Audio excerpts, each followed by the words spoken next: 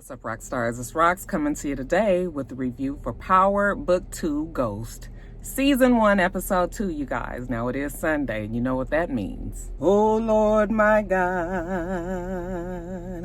when I am in awesome wonder, consider all the worlds thy hands have made. I see the stars, I hear the rolling thunder, thy power throughout the universe displayed. Then what? Then sings my soul, my Savior God, to thee. How great thou art, how great thou art. Then sings my soul, my Savior God, to thee. How great thou art, how great thou art. Amen. Listen, sometimes you guys, we just have to give it up to God, because I'll tell you what, when you get older, these words start to make sense. We used to sing these songs over and over and over in church. My mom was the piano player and the organ player and the secretary and the treasurer of our little teeny tiny church, Greater Westside Missionary Baptist Church. Okay, over on Budlong near USC. Anyway, you just sing the song so many times when you're a kid and they mean nothing to you, but as you get older, you just realize, okay, that our God is an awesome God, you guys. Anyway, it is Sunday, so I like to give it up to my God. But anyway, you guys, we gon' it's power.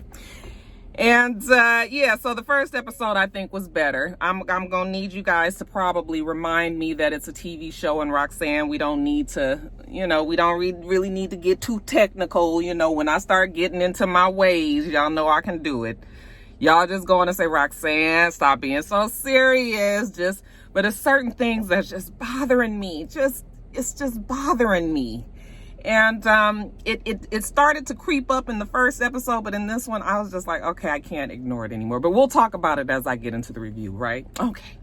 So let's get to it, shall we? All right, you guys. So the show opens with Tasha's in jail. The guard is looking at her in her, she's in the room. She's going to talk to her lawyer. It's supposed to be confidential in there. So lawyer Davis and an investigator from his firm come down there. They're going to talk to her. She was like, can I afford you? And they were like, no, really, you can't. You ain't even paid me for what I've done so far. And she was like, oh, I thought Stern was paying for this, Simon Stern. And he just kind of looks at her, and she was just like, okay, well, anyway, we'll take care of the payment.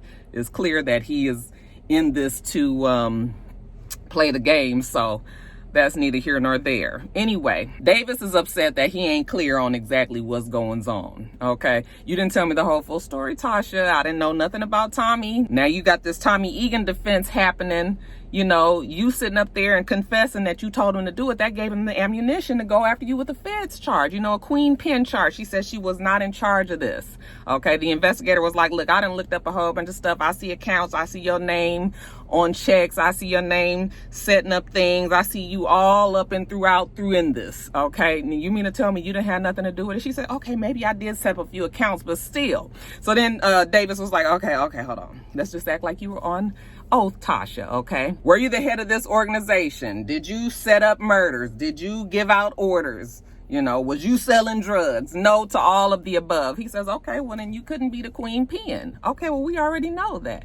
So now Davis is trying to figure out why they trying to pin this whole thing on Tasha. Back at the school, we see Tariq. He's talking to Zeke. Hey, listen, I'm going to need you to at least open a book. Pick it up and act like you're reading it. No, you really need to read it so that we can just, come on, we don't want to be giving up, okay? Zeke says he'll do that. Also, Tariq wants to go and have dinner over at Auntie's house. Okay, what's really funny about this whole thing? Mary J. Blige told us that she don't want us to call her Auntie, but that's what she is on this show. We're gonna be calling her Auntie all season long, y'all. So anyway, he want to go over to Auntie's house so that he don't have to eat in the dining hall anymore. He says it's nasty. So Zeke says he'll see what he can do. Tariq goes to his canonical studies class. Before he gets in there, we see an exchange between a black girl student and a white girl student. You know, they're not agreeing on something. The black girl actually is mad at the white girl for whatever stupid answer that she gave. Okay. I wish a nigga would. I said, girl, you know you ain't supposed to say a nigga something around white people. I mean, black people, we do that together, but we don't do it when the white people in the room. There's a real cornball black guy that tries to add his input, and she was just like, ain't nobody asked you, Richard. I said, oh, okay, so that's the one black guy that acts like he ain't black. Professor Reynolds tells Bruchandria to calm down, okay? Tariq walks in, and Professor Reynolds was like, okay, well, this is our new student. This is his second day here. You know, he's wanted to be in this class. We're not gonna go easy on him, all right? And so Tariq, what did you think about whatever happened in Great Expectations? You know, so Tariq starts to give out his answers. I mean, if Tariq ain't got nothing else, he's got the gift of gab. He can talk. Okay, he's clearly a smart kid, all right, and he can kind of talk his way out of things. So Tariq gives him a good answer, and Professor Reynolds is impressed. Okay, that was good. Now, the girl who helped him when he got lost that day, she says, well, what did you think about the end? Why do you think that they changed the end of the book particularly? And, well, Tariq didn't read all of the book. It's clear. And the professor says, oh, you didn't read all the book, huh? Listen, I told you that this class was going to be difficult. And if you can't handle it, then you know what? Maybe there's some easier classes for you. Okay, Bruchandria got a kick out of that. Ooh, Professor Reynolds got time today. I was like, damn. I mean, you know, I know it's going to be tough and everything, but the nigga, it's the third day. He ain't even got a fucking book yet. Nigga ain't even got all the school supplies, his composition book. Professor Reynolds was like, nigga, quit playing in my class. You know, she all apologizes to Tariq. He says, that's okay.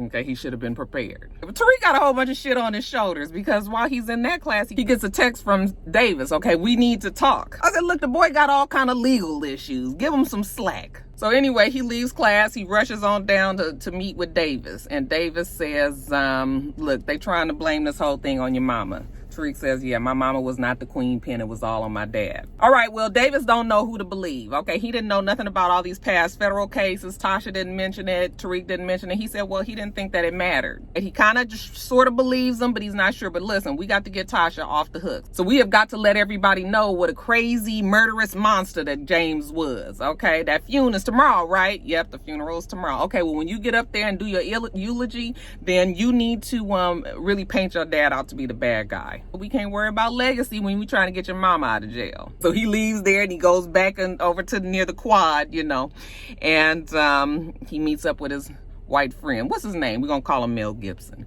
Mel comes up to him and he says, he's trying to get back in good with Tariq. You know, they kind of left off in bad terms a little bit. Hey, you want to go to a party? My brother, he's having a fraternity party tonight.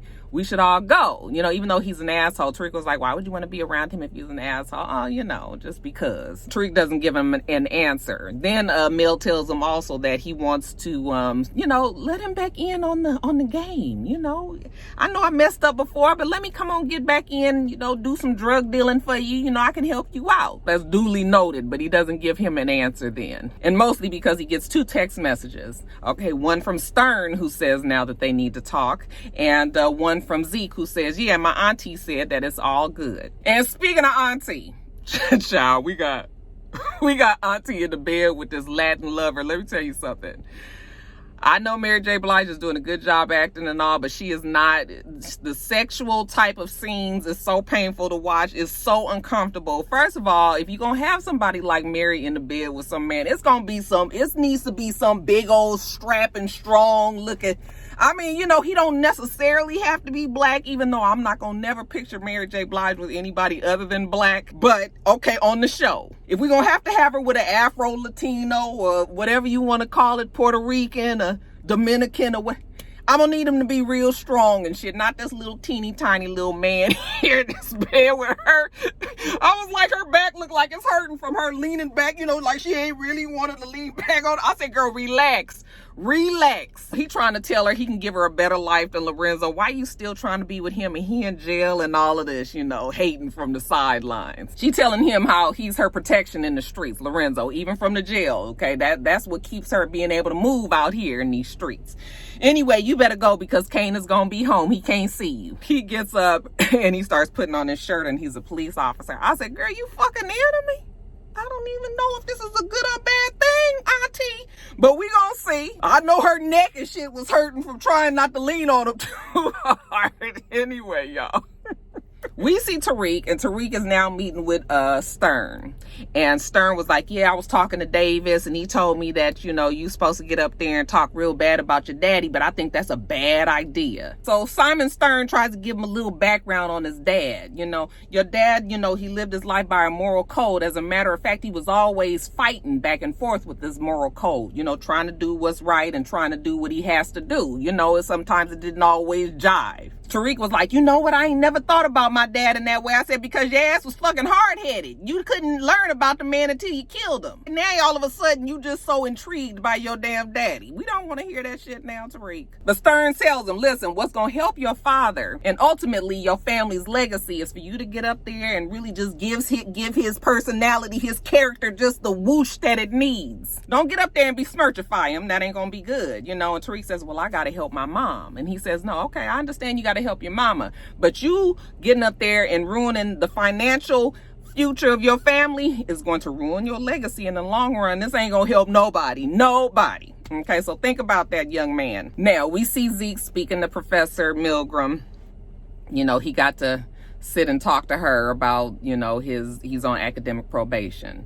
Zeke is so busy trying to flirt with Professor Milgram. She trying to ask him about class. She was impressed with this paper that Tariq wrote for him. Oh, you know, how you doing in biology? Isn't Tariq helping you with that? He was just like, yeah, I mean, you know, he kind of tries to brush off the whole Tariq aspect. How's he doing? You know, I know that he's here and his dad was killed and the funeral is tomorrow. Zeke was like, yeah, we don't talk about stuff like that. But what about you? Okay, my family's from the South too. You know, he trying to link up with Milgram. She ain't paying him no attention, even though it's a little bit about Milgram that's I can't quite put my finger on it, but it's almost like these kids kind of intrigue her a little bit. I said, girl, please don't get wrapped up in fuck on Zeke or Tariq. I know she's a counselor, so she's supposed to care about these kids, but it's just something there that's just it's a little inkling. What y'all think? Am I off? I might be off. But we're going to keep our good eye on Professor Milgram. She tells him, listen, boy, you keep up with the good work and you're going to be off of academic probation in no time. Okay, so she goes and excuses him. And then she sends Tariq a message that says, I need to speak to you too. I said, that Tariq is the man of the hour, ain't he? Damn. And y'all want him to read some 400-page book in a day. Shit. Back at the firm, Davis and his investigator, they talking about this case with Tasha. The investigator don't want nothing to do with it. Okay, this is a whole bunch of bullshit. She would rather not be bothered. But Davis is trying to convince her that there's no way that Tasha was the queen pin. Davis wants to argue that she didn't know anything, and the investigator was like, her signature is everywhere. Do you really think you're gonna be able to do this? He was like, look, Overly Dedicated knows that she wasn't the queen pin. They trying to sweep all of James, you know, all of the shit that he did all on her. That way it's up under the rug and nobody else has to worry about it. So, you know, Davis he's hip to what they're trying to do. Then we see even Overly Dedicated. Overly Dedicated is trying to talk to first chair in the DNC and tell them, like, this is not gonna work. Tasha was not the queen pin. Everybody knows that. We all know that James was ghost. Come on, first chair. You know that James was ghost. We all talked about it back then. We was investigating. We was doing all of this. They was like, we. What you mean we? We wasn't doing nothing. And they can't prove that we knew anything. Besides, Tommy Egan is in the wind, so she want to pin it on Tommy. Then we gonna let her do that, okay? She's not fully innocent in this, Overly Dedicated. Overly Dedicated knows that she's not fully innocent, but still. They was like, quit worrying about it. Tommy's not around, Ghost dead. She said Tommy did it and she told him to do it, so we gonna pin this shit on her because she the last one standing, and that's really all we got to worry about it here. Quit talking to us about this. Get away from me with this. So when Overly Dedicated gets out of that meeting, now he needs to find a head investigator. All right. We see A blast from the past. The investigator of last season, the one that was on the team with Donovan, you know, overly dedicated, is trying to get him on this new case. And he was like, nothing doing. Donovan was my boss. I worked for him. You know, overly dedicated was like, I think about Donovan all the time, you know, and his blood is on my hands. And the investigator was like, look, it's real fishy that you was fired. 2 weeks later, they hired you back. 2 days later, you was promoted. I don't really know what's going on, but I don't want to be a part of it. Overly dedicated tries to tell him how, you know, he's got to make sure that this is done the right way, you know, and he needs him as his investigator. Tasha got Davis McClain as her lawyer, and, you know, he got to take them all down. And for some reason, this changes the investigator's mind. Oh, Davis McClain? Okay. But let me tell you something. We doing everything by the book. I was just like, what you got out for Davis McClain, investigator? What's going on here? And you want it done by the book? Man, please. Tariq goes to the jailhouse and he's going to talk to Tasha. He said, I did think about it. You know, maybe it is a good idea what Stern said. You know, maybe it ain't a good idea for you to get up there and talk bad about your daddy. Of course, Tariq is all on this, I'm going to protect you, mama.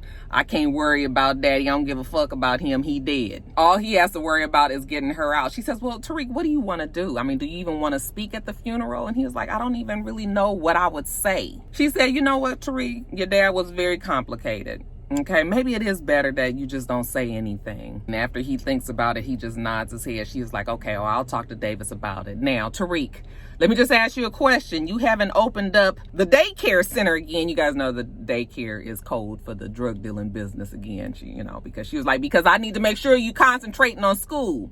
And he was like, no, mom, I didn't open it back up. And she was just like, well, then how did you get the money for it? And she was like, oh, Lord, let me be quiet.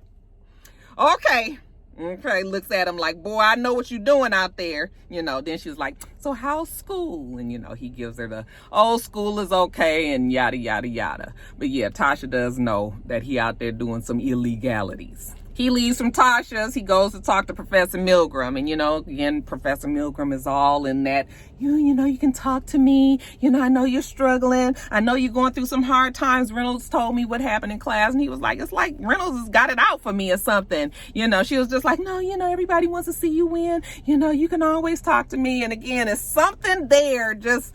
I mean, maybe it's just empathy, and I just gotta just get with that.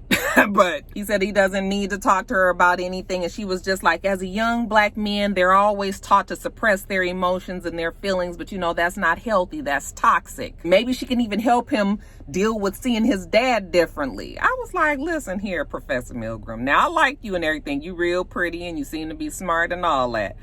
But bitch, don't be up in here trying to overstep. Now, you done knew this boy all of 2.5 days, and you trying to talk to him about his daddy? No. And Tariq was just like, okay, well, you know what? I'd like to leave. I said, good, Tariq. Don't trust her just yet, because something ain't right. So she leaves there, goes to talk to Professor Reynolds, you know. And she's like, oh, I'm worried about Tariq.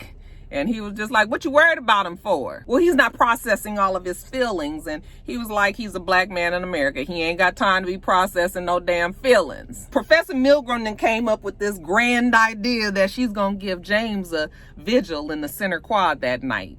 He was just like, why? Well, who told you to do that? I said, yeah, girl, what's what? He said, look, the block is already hot on Tariq. He don't need no more attention on him. Why are you trying to do this to this boy? She says that she wants to create the safe space for him. And this is the best way that she knows how to do it, I guess. He says, well, you always trying to control everything. I mean, did you even talk to Tariq about it? What does he say? She says, well, he says that he don't want to talk about it. Okay, there then. You just trying to do way too much, 20 on 10. You just mad because people ain't trying to conform to everything that, you know, Professor Milgram wants. And she was like, oh, you mean like when you take somebody's life and then you make it public for all of the world to see? And I was like, what did he kill somebody? Is she using that metaphorically? Does she really mean him taking somebody's life? So then he apologizes about that. You know, I'm sorry, I ain't mean to do it like that, but you gotta understand that I was alone without you. She says, well, let's just keep this all about Tariq. He says, well, what did you think? I mean, you the one that got me this job here. You obviously wanted something to happen, okay? So then she turns around to walk out, and then he walks up close to her, and child, next thing you know, they kissing, and well, we about to fuck in the office. And child, afterwards, you know, the shame. She's sitting and talking. At first, I thought this was her girlfriend. She's telling her about, you know, Reynolds and how they kind of, you know, went on and fucked in the office. And her friend is telling her, like, girl, this ain't good. This ain't good. But what did you expect? You got him the job there. She's like, well, I just thought that they was going to put him in a different department. You know, I didn't know that he was going to be all up and around me. But what if he's my person? And she was just like, the nigga ain't your person. You need to stay away from him. You can't be close to him. You definitely can't be alone with him. And you surely shouldn't be fucking him in the office. As your sponsor, I'm telling you. I said, oh, so baby girl done had it so bad that she was addicted to, I don't know if she was addicted to him or alcohol or drugs. Like what exactly is what? But the shit was deep with Reynolds and Milgram. Now jumping back over to Auntie's house. So they having dinner. Is Auntie, is Kane, is Drew, is Zeke, is Diana or Diane, whichever one it is, and it's Tariq, okay? And we having a fine dinner, a nice time. Then there's a knock at the door, okay? Auntie looks at Kane. You gonna get that or what? Shit, okay? Kane go to the door. Hey, Uncle Frank! Uncle Frank come in, and I'm assuming this is Lorenzo's brother. Auntie look up at him, and she just like, what you doing out so early?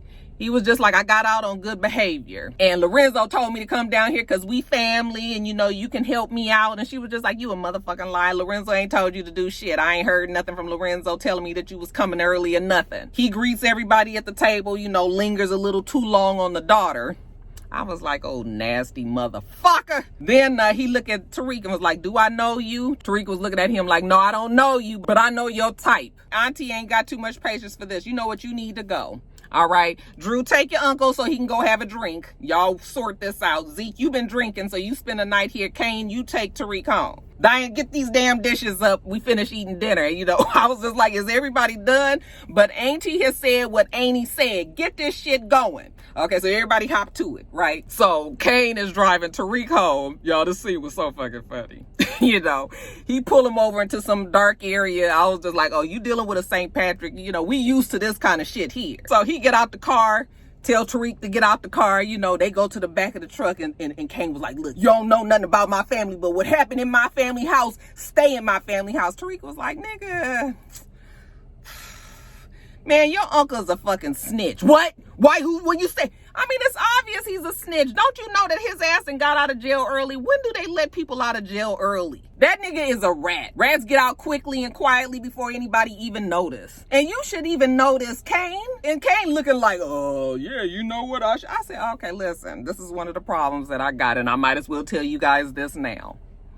Now, James St. Patrick is a known name in New York. Big name, right?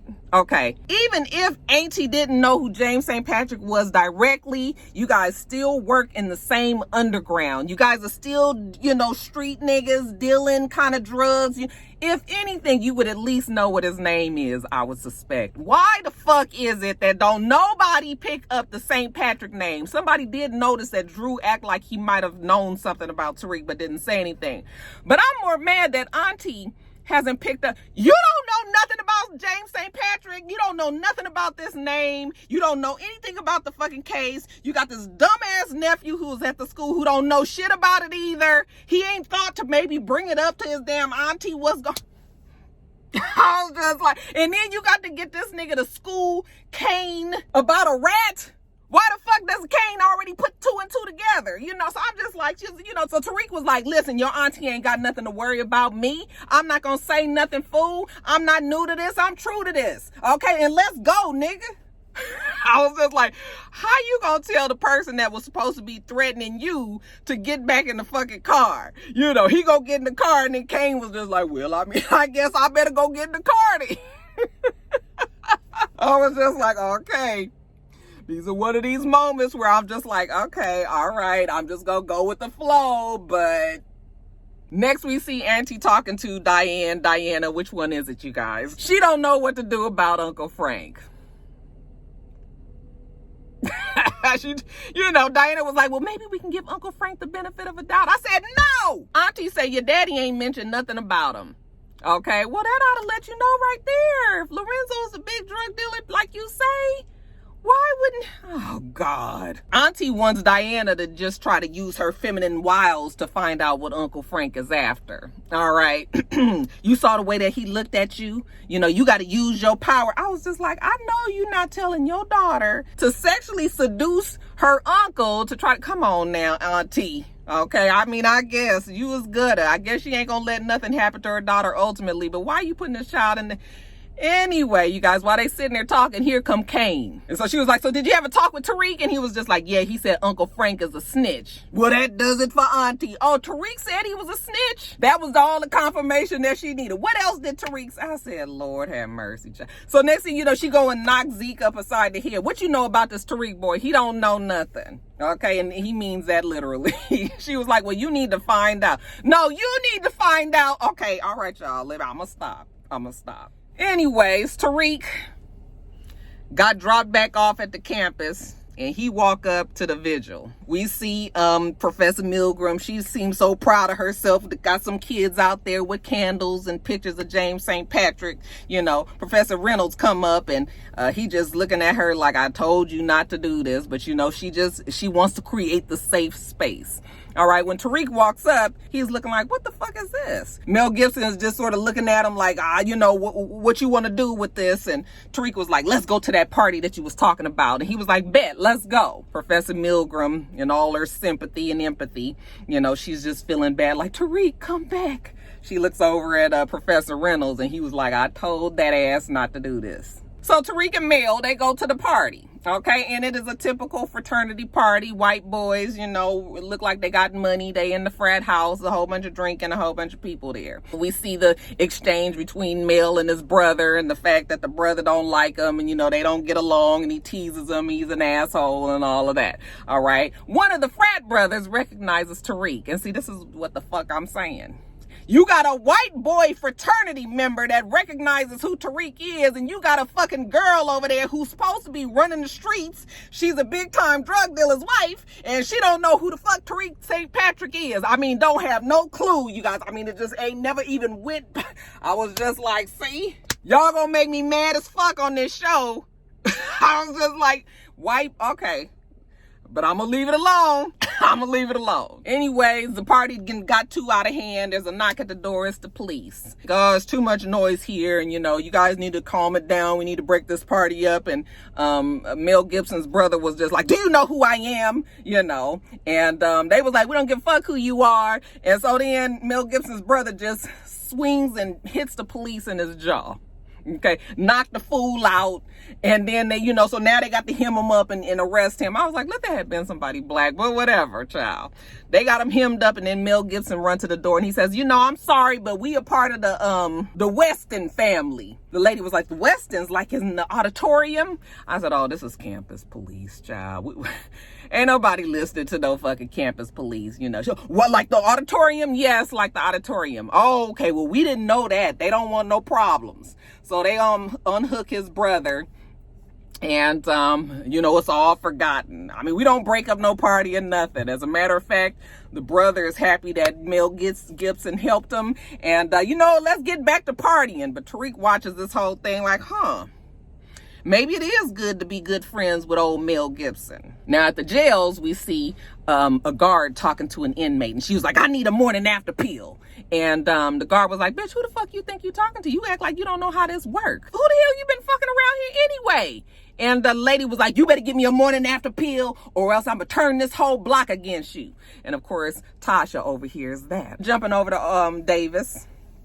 He and Overly Dedicated are in a meeting with the judge. And we discussing how ridiculous this case is. She not the queen pen, and so I want to bring D.A. Sullivan under oath, and so I can question her about how they set this whole damn thing up. You know, of course, Overly Dedicated don't want to do that, but the judge was just like, you know what? I think that's a good idea. Bring old D.A. Sullivan in. Now, next day at the funeral, you guys, we see Granny and Tariq and Yaz. They are standing at the tombstone and, you know, saying, baby girl, we so glad you got company there. You know, you're not there by yourself. I was like, baby girl in heaven. We know where James St. Patrick is. Okay, all off on some fucking island, y'all. That nigga probably ain't even dead. But anyway, okay, Granny, if you want to say it like that, She turned around, she says, Tariq, you know we ain't even got no money. Why would you throw this big old funeral like this? And he was like, my granny, I ain't did none of this. I don't know who none of these people are. Then we see Tate. I said, well, this is about to be a spectacle, obviously. You know, Tate is there. He's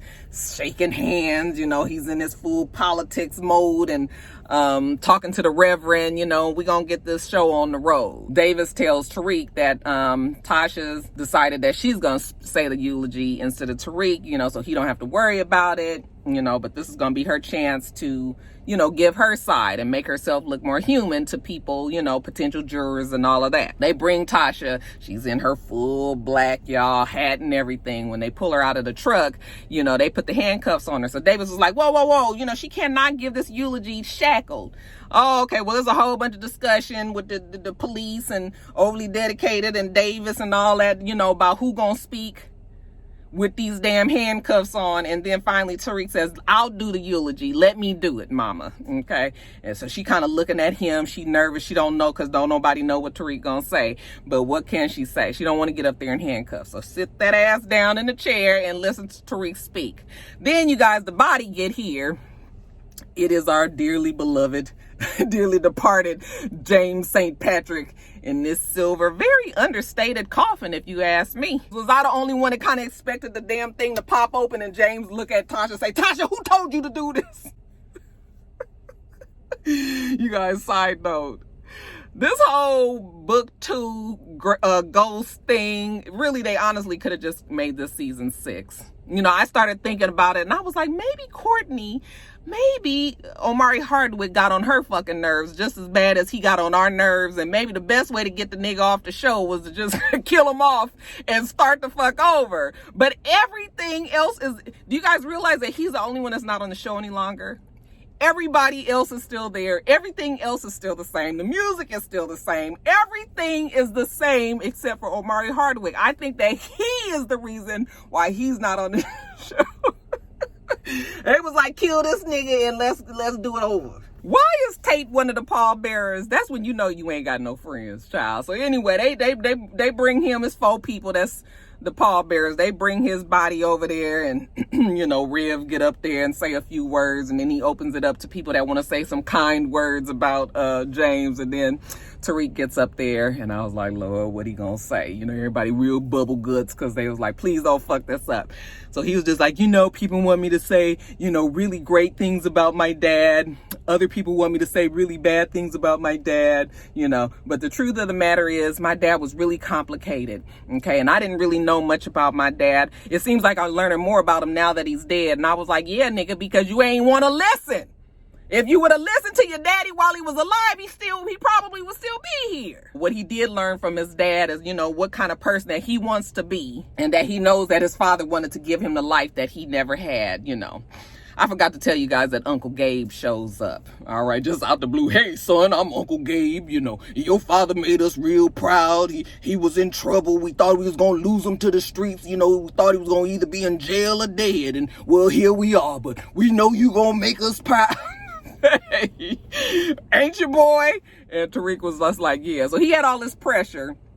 But you know what? He handled it well. All he can say is, you know, hey, Pops, I'm sorry that I had to kill you like that. I ain't gonna tell these people what I did and everything. But you know how we are. You know, we here. I'm sorry, you guys. I'm silly. Okay. Let me get it together. Oh, shit. The funeral is over. They're going to lower James into the ground. You know, Tariq and Yaz, they stand there and watch their daddy go on the way to yonder. And then it's time for everybody to leave. You know, Tasha rush up to Tariq before they take her and tells her she need a morning after pill for somebody in the jail. Okay. And I was just like, I had to listen to that shit 10 times. I was like, I sure hope Tariq got that, because I rewound it and rewound it and rewound it. Like, what the fuck did she just say? Yeah. Now, this questioning that the judge allows of Sullivan. Okay, we back in the judge's chambers, and Davis is asking her questions about the case. And basically, Sullivan blows up the whole spot, says that she was forced to do what she did because overly dedicated this, that, and the other. You know, he was a dirty, low-down scoundrel, dog-ass motherfucker that we already know that he is. No, she wasn't with it at all. And the judge was just like, just what I thought. Okay, overly dedicated. You was out there doing some shit you wasn't supposed to be doing. You got some questions for her? No, but he got a rebuttal witness. All right. Oh, who could that be? Well, child, in walks extremely annoying. You know, when her tank talking and tell you when she talk, you can tell she don't really want to be there. And basically, extremely annoying is trying to tell them what what they all know was that Tasha was not the queen pin. Yes, Tasha did know about Terry Silva. She did mention that Terry Silva was possibly going to testify against them. She did say that Tasha knew where Terry Silva's body was and led them to it. Yeah, Tasha did all that, but yet and still, well, that's all we asking you right now, so don't add nothing else to it. And that's enough for the judge. Okay, well, we going to court on this one. So afterwards, boy, that extremely annoying is mad. She go up to Davis. She said, you make sure that I testify in court, okay? Because Tasha ain't no damn queen pin, and that damn overly dedicated is a dirty motherfucker. Back over to Kane. The problem with Uncle Frank, he just a problem right now. We need to take care of him. So Uncle Frank is having a drink in a lone bar, okay, by himself. It's real quiet in there. Kane go in there and hit the nigga over the back of his head, drag him to the back, you know, shoot him in the head 2 times, pow, pow. Then his homeboy bring him the chainsaw, and now he gonna chop up Uncle Frank. Okay, all this blood, we don't know. I guess we gonna clean all that up. They chop him up and put him in some like beer kegs. How many ever takes to house Uncle Frank? And then they pull Uncle Frank out, you know, in these kegs and put him in a delivery truck, and they pull off. So we have, see, then that's the whole other thing. I mean, obviously you do this shit for real. You done killed 2 people in 2 episodes. And you mean to tell me you don't know whoever the fuck James St. Patrick? You have no idea? Tariq is back at campus in his room with Zeke, and Diana comes, you know. And she says she wants to know how Tariq knew that Uncle Frank was a snitch. I was like, excuse me, I ain't never dealt a drug in my fucking life, and I knew that Uncle Frank was a snitch. Come on now. What kind of juvenile play drug dealing y'all doing over there?